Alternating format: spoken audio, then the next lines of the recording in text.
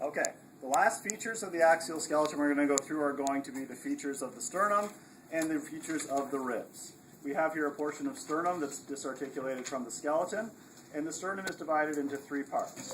The top part of the sternum is the manubrium. I like to call it the knot of the tie. The middle part of the sternum is the body, or the gladiolus, and the bottom portion of the sternum is the xiphoid process.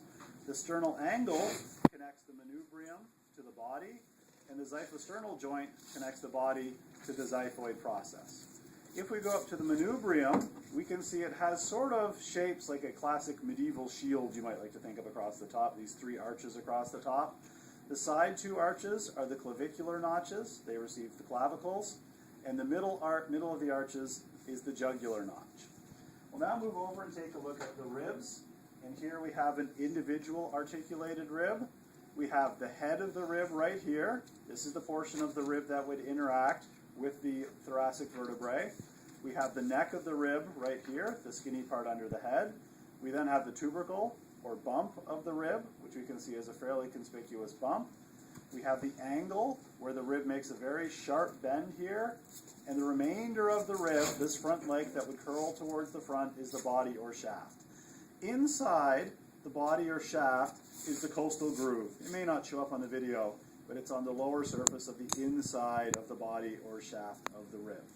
For the ribs, you're responsible for knowing the various types of ribs. If we look at this skeleton here, we can see that human beings have 12 pairs of ribs. The first 7 ribs, so 1, 2, 3, 4, 5, 6, 7, are called the vertebrosternal ribs, because those ribs have their own cartilaginous connection onto the sternum. The bottom 3 ribs then, the next 3 ribs, ribs 8, 9, and 10, which we see here, are the vertebrochondral ribs. And these vertebrochondral ribs all have a cartilaginous connection to the cartilage of the lower rib of C7. So they're called vertebrochondral. And finally, ribs 11 and 12 are the floating ribs. Ribs 8 through 12, the bottom 5 ribs, can be called the false ribs because they don't have their own connection to the sternum. And ribs 1 through 7 can also be called the true ribs because they have their own cartilaginous connection to the sternum. Very good.